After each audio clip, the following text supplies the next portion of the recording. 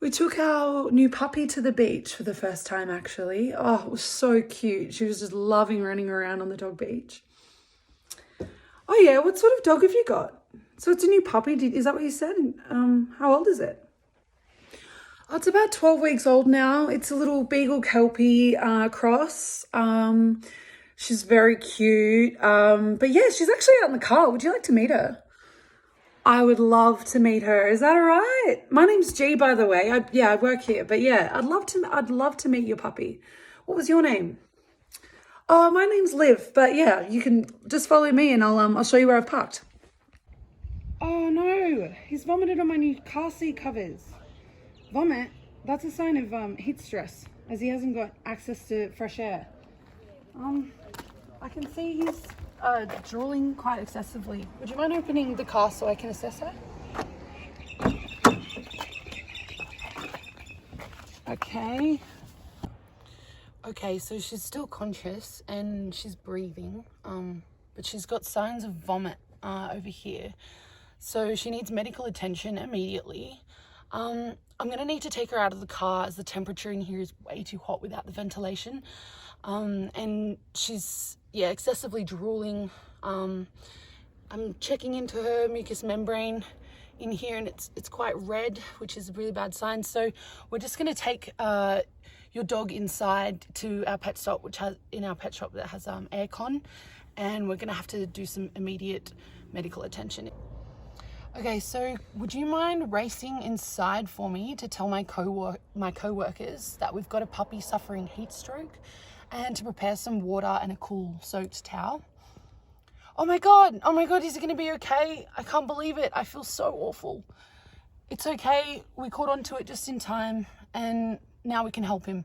I'm going to need you to stay calm for me and we'll help out your dog. If you go inside and let them know I'm coming in with her, we'll do the best we can to help. So I'm just going to grab her now if you want to race ahead for me, and I'll bring her in for you.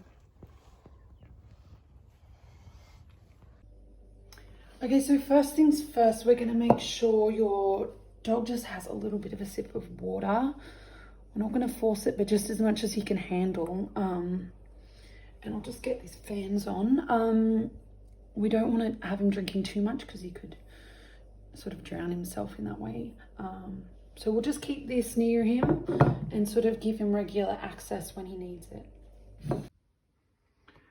So now we've come inside into the air conditioning. I'm just going to place this cool towel over her like this. So it's just cool water. It's not too cold because otherwise she can go into shock as well. Now I'm just going to ask if you wouldn't mind just reassuring her every now and then, saying she's used to your voice, because that familiarity might help her with shock. I'm just going to turn this fan on so that can hit the cool towel.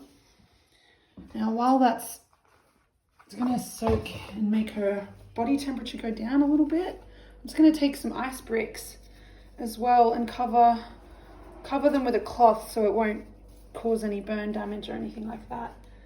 And just if you could place your hand over that one. We're just going to put them up on her shoulder, up on her neck where it's quite hot. Here you go. It's all right. Okay, so we're going to need to change this cool towel every few minutes because otherwise it will come to the temperature of her body. So we're just going to have to constantly be cooling that down, and probably moving the ice pack a little bit. So right now I'm just going to take her temperature. We have an ear thermometer here today. So I'm just going to take her temperature so we can see where she's at. So it says about 40.8. So she has suffered from an increase in her body temperature, which has caused her to react by vomiting due to the hypothermia. So I'm just going to get my assistant here to change the towel over again, just with some cool water. Thank you. We'll put this back on him while you're doing that. Yeah, it's okay, Indy. It's all right. It's okay. Okay, we've got a fresh towel on her again. Just making sure to replace that every now and then. So I'm just going to record her temperature down. And then we'll check it again in a couple of minutes to see if it's gone down. In the meantime, I might check her heart rate. So while she's just cooling, I'm just going to take her heart rate and observe that, okay?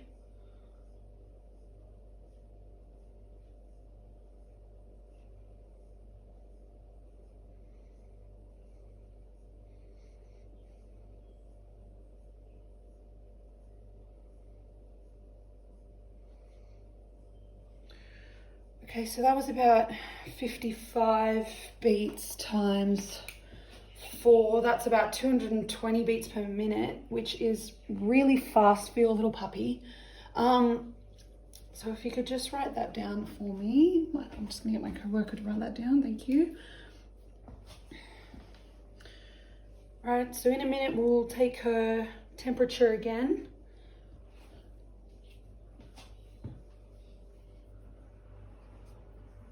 It's all right. It's okay, Indy. It's all right. So try and keep as much of this cool. Okay, so it's reading at 39.6, which means it's been going down, which is good. So our fan's working. We're really lucky to get onto this nice and quickly, but your dog is going to need some vet assistance right away. Okay, so I'm just going to get my co-worker to continue monitoring Indy. If you could just give her a few sips of water when she needs it to keep her hydrated. And like I keep saying, just keep reassuring her. Your voice will be quite comforting to her, and she recognizes you because of that. I'm just going to be ringing the vet just down the road to let them know that we have a dog that needs to be seen as soon as possible. Oh, but didn't you say that the degrees, her body temperature was going down? So why do we need to see the vet? Well, the thing is, even though her body temperature is going down, it's still above the temperature that it's meant to be at. So the last recording we had was 39.6, and it should be between about 38.3 and 39.2. So we've just got to continue to get it down, and the vet has got to review Indy, do a proper health check, because there can be other complications that happen, like swelling in the brain and renal failure. So there's these unseen consequences that can happen because of heat stress.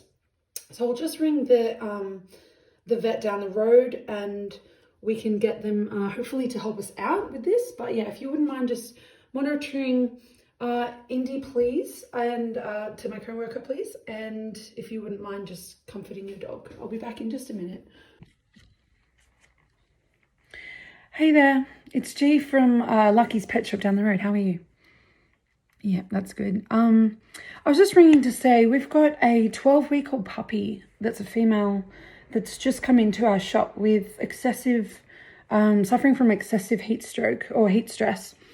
I was wondering if you would be able to fit in seeing this dog today, because it's got to have a proper checkup with a vet clinic. Yeah, there was signs of vomiting.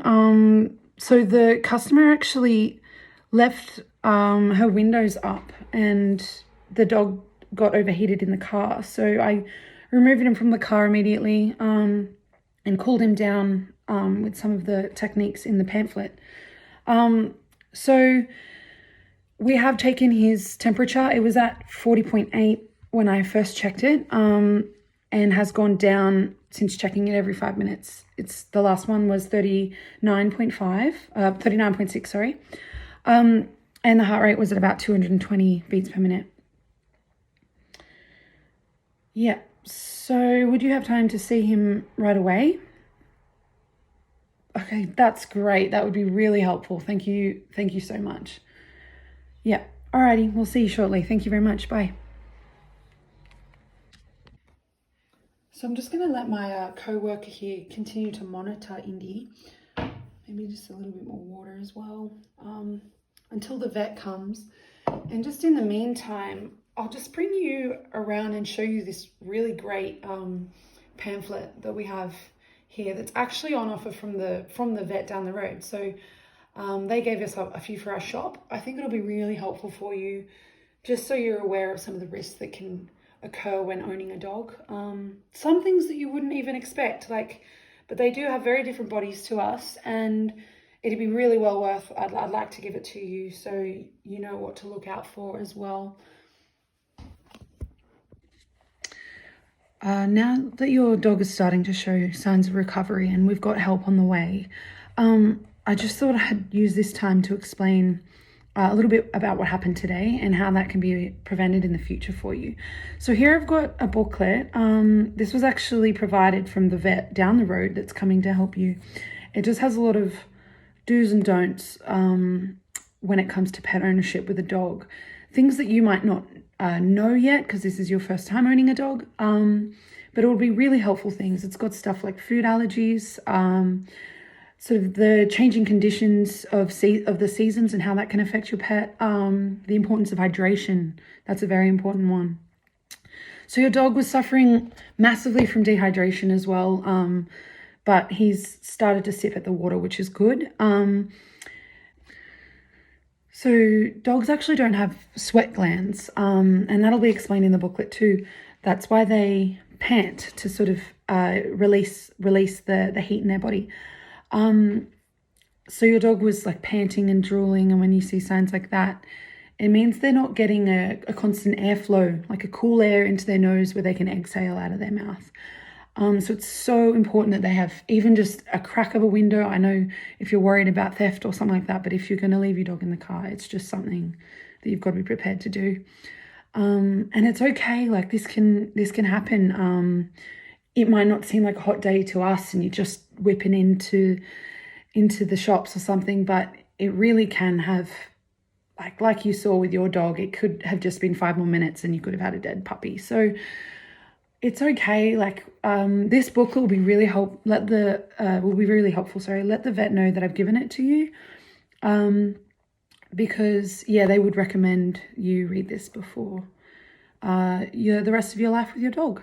But thank you for showing us. I'm glad I could be there to help. And please, whenever you need, come back to our store for anything. We'd love to start a customer base with you. But good luck with the vet. I think he's arriving now, actually. So we can go back into Indy and we'll make sure that the vet gets her safe. All right. Thank you.